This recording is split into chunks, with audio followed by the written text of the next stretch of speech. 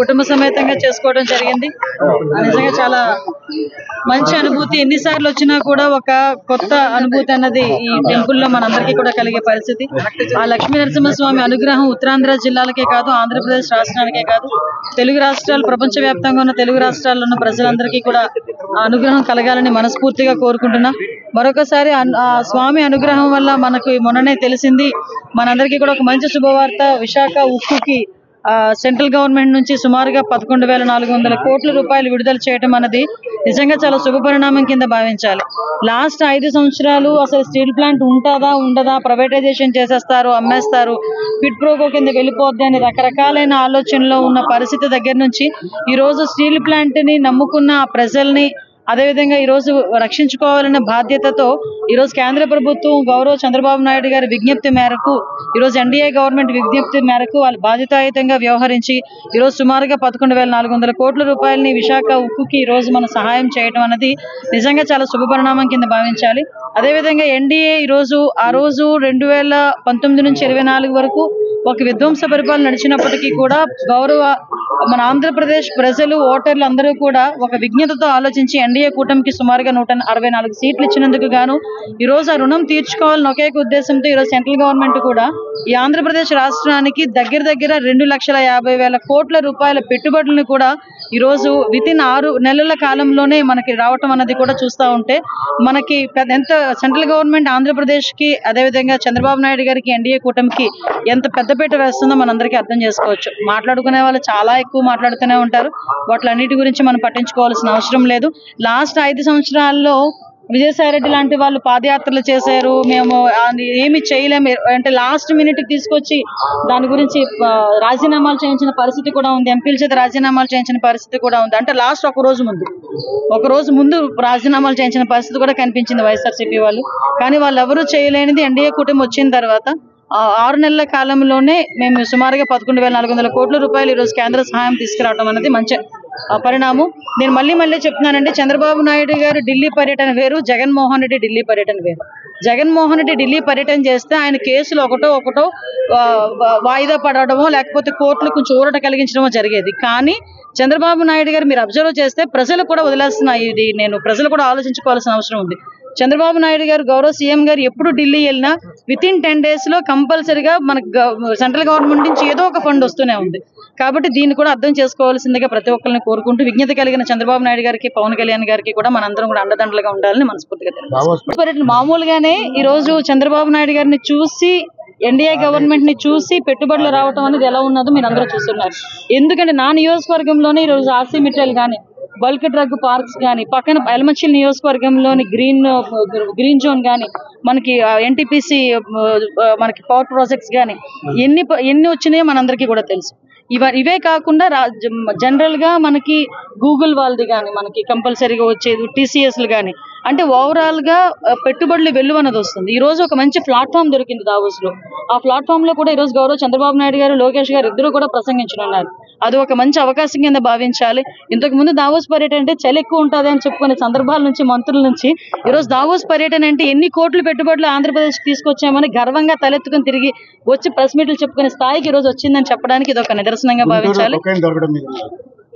Everywhere ఎక్కడ కూడా మేము టాలరేట్ చేయట్లేదండి. కొకైన్ కానీ, గాంజా కానీ, డ్రగ్స్ కానీ ఏ విషయంలో కూడా టాలరేట్ చేయట్లేదు. మీరు అబ్జర్వ్ చేస్తే లాస్ట్ 6 months లో విపరీతంగా మేము పట్టుకున్న వాటన్నిటిని కూడా కేసులు. ఇప్పుడు రీసెంట్ గా చూస్తే పీడీ యాక్ట్ కూడా పెట్టున్నాం. ఈ గాంజా స్మగ్లింగ్స్ ఎవరు చేస్తున్నారు, గాంజా తీసుకున్న వాళ్ళ మీద కూడా యాక్ట్లు కూడా పెట్టే పరిస్థితి, పీడీ యాక్ట్ కూడా పెట్టే పరిస్థితి ఉంది. గాంజా నిర్మూలించడంలో స్పెషల్ గా ఈగల్ అనే ఒక టాస్క్ ఫోర్స్ ను కూడా ఏర్పాటు చేసుకుని, ఓన్లీ గాంజా కాదు, గాంజా డ్రగ్స్ రెండింటికి కూడా ఈగల్ అనే టాస్క్ ఫోర్స్ కూడా మొన్న అసెంబ్లీలో కూడా అది కూడా బిల్ కూడా పాస్ అయింది, కేబినెట్ లో కూడా దాని ఆమోదం పొందింది. దానికి సెపరేట్ గా ఫండ్ అలోకేట్ చేస్తూ, సెపరేట్ గా టీమ్ కూడా అలోకేట్ చేస్తూ, ఎక్కడ కూడా ప్లాంటేషన్ అంతా జరగకుండా కూకట వేలతో పెగిలించాలి అని ఒకే ఒక ఉద్దేశంతో ఈ రోజు మేము పనిచేయడం. సెపరేట్ గా మనకి నిర్భయ చట్టం ఉందండి. వాళ్ళు దిశా చట్టం అని ఒక బూచి చూపించి ఏం చేశారు, దిశా చట్టం ద్వారా మేము ఏదో చాలా సంథింగ్ మెరాకిల్స్ చేస్తున్నాము అన్నారు. దిశా చట్టంతోనే మెరాకిల్స్ చేయాల్సిన అవసరం లేదు. ఈ రోజు మొన్న రీసెంట్ గా జూలై నెలలో విజయనగరంలో ఒక మైనర్ బాలిక మీద అత్యాచారం జరిగింది.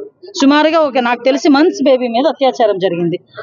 ఎవరైతే అత్యాచారం చేశాడో అతనికి 6 నెలలు తిరగకుండానే శిక్ష పడిన పరిస్థితి కనిపించింది. శిక్ష ఈ రోజు పడితే 25 సంవత్సరాల యావజ్జీవ కారాగార శిక్ష పడింది. అంటే 6 నెలల కాలంలోనే మనం అతనికి శిక్ష విధించుకునే పరిస్థితులు తీసుకొచ్చాం. దీనికి ఏంటంటే ప్రాపర్ వేలో పోలీస్ అన్న వాళ్ళు యాక్ట్ చేసి ఛార్జ్ షీట్స్ ఓపెన్ చేయడం కానీ, ఛార్జ్ సబ్మిట్ చేయడం కానీ, దాని ఎవిడెన్స్ సబ్మిట్ చేయడం కానీ, ఫోరెన్సిక్ రిపోర్ట్ సబ్మిట్ చేయడం కానీ, ఇవన్నీ కూడా ప్రాపర్ వేలో ఎగ్జిక్యూట్ చేయడం, పోలీస్ డిపార్ట్మెంట్ ని ఎగ్జిక్యూట్ చేసిన లీగల్ గా వాళ్ళు కూడా మనకి సపోర్ట్ చేస్తే ఆటోమేటిక్ గా నిందితుడు అన్న వాడికి శిక్ష పడిద్ది. వాళ్ళ దిశా చట్టం 21 రోజులు అవన్నీ కూడా దానికి చాలా ఇన్ఫ్రాస్ట్రక్చర్ కావాలి. దాని గురించే దిశా చట్టం అనేది కూడా మరుగున పడిపోయిన పరిస్థితి ఉంది. మేము అవేమీ లేకుండానే ఈ రోజు త్వరితగతిన కేసెస్ అన్ని కూడా శిక్ష పడే పరిస్థితుల్లో మేము తీసుకొచ్చుకుంటున్నాం. దానికి ఫాస్ట్ ట్రాక్ కోర్ట్స్ కూడా ఉన్నాయి. మీకు తెలుసా, సుమారుగా 70 పైన ఫాస్ట్ ట్రాక్ కోర్ట్స్ ఉన్నాయి. ఆల్రెడీ ఉమెన్ అట్రాసిటీస్ గురించి కానీ, పోక్సోకి గురించి కానీ, వీటన్నిటి గురించి కూడా స్పెషల్ కోర్ట్స్ కూడా ఉన్నాయి. స్పెషల్ కోర్టులో స్పెషల్ జడ్జెస్ కూడా వాళ్ళు అక్కడ పనిచేస్తున్నారు. స్పెషల్గా పోలీస్ డిపార్ట్మెంట్ కూడా దాని మీద ప్రత్యేకమైన దృష్టి సారిస్తుంది. మీరు అబ్జర్వ్ చేసుకుంటే ఈరోజు విశాఖపట్నం సిపి గారు కూడా వినూత్నంగా ఎక్కడైనా యాక్సిడెంట్స్ జరిగినా కూడా ఇమీడియట్ గా వాళ్ళకి ఇన్సూరెన్స్లు కావాలని డైరెక్ట్ గా ఒక సెల్ ఏర్పాటు చేసిన పరిస్థితి ఉంది. అంటే ఒక ఫ్రెండ్లీ పోలీసుని ఏర్పాటు చేయడమే కాకుండా ప్రజలు ఇబ్బంది పడకుండా వాళ్ళ దగ్గరికి ఈరోజు పోలీస్ డిపార్ట్మెంట్ వెళ్ళి వాళ్ళ కష్టాలు కూడా చూసుకునే పరిస్థితి ఈరోజు కనిపిస్తా ఉంది. దయచేసి అందరూ కూడా సహకరించారు. కొంతమంది తెలియక రకరకాలుగా ఈ రోజున పవన్ కళ్యాణ్ గారి గురించో లేకపోతే ఆయన చేపట్టిన పదవి గురించో మాట్లాడుతూ ఉంటారు. 5 సంవత్సరాల క్రితం జనసేన పార్టీలో ఉన్న నాయకత్వం కానీ పవన్ కళ్యాణ్ గారు కానీ ఎప్పుడైనా పదవి గురించి మాట్లాడారో చెప్పండి. ఆయన అన్న మాట ఒకటే, మనం ధైర్యంగా ప్రజల కోసం నిలబడితే, పార్టీ కోసం మనం కష్టపడి పనిచేసుకుంటే పదవులే మన దగ్గరికి వెతుకుంటూ వస్తాయి. దానికోసం నిలబడ్డ మన జనసేన పార్టీ. కొంతమంది మరి వాళ్ళు ఏమన్నా మూర్ఖులని అనాలి. కొంతమంది మూర్ఖులు కావాలని ప్రచారం చేస్తున్నారు సోషల్ మీడియాలో కానీ ఇతర ప్రచార మాధ్యమాల్లో కానీ. అసలు జనసేన పార్టీలో ఎప్పుడైనా ఒక పదవి వస్తేనే నేను మీకు చేయగలుగుతా అనే మాట అన్నామా చెప్పండి. పదవి వచ్చినా రాకపోయినా ప్రతిపక్షంలో ఉన్నా ఇటువంటి కార్యక్రమాలు చేసుకుంటూనే వెళ్ళేవాళ్ళం, ఇప్పుడు కూడా చేస్తూనే ఉన్నాం. అదే జనసేన పార్టీ ఒక గొప్పతనం. పార్టీ కింద నుంచి పనిచేసే కార్యకర్తగా గౌరవం ఉండాలి కానీ అయారాములు గయారాములు కాదని కూడా మేము స్పష్టం చేస్తూ ఉన్నాం. ఆ విధంగా వచ్చిన వాళ్ళు బబ్బం గడుకుంటారు, అధికారం పోయినప్పుడు మళ్ళీ పార్టీలు మారుతారు. వాళ్ళు కాదు మనకు కావాల్సింది. నిరంతరంగా కష్టపడేవాళ్ళు, పార్టీ కోసం అంకితభావంతో పనిచేసేవాళ్ళు, ప్రజా సమస్యల కోసం సమయం వెచ్చించి పనిచేసేవాళ్ళు కావాలి మనకి. అలాంటి నాయకుల్ని కార్యకర్తల్ని ప్రోత్సహించాలని మాబోటి వాళ్ళని కోరుతా ఉన్నాం. ఇవాళ ఒకటే, అధికారం శాశ్వతం కాదు. అధికారం ఉందని అహంకారంతో విర్రబిగితే కొమ్ములు తీసిన సంఘటన మనం చూసాం. 5 ఏళ్ళు ఏ విధంగా పరిపాలన చేస్తే ప్రజలు తిరస్కరించారో చూసాం.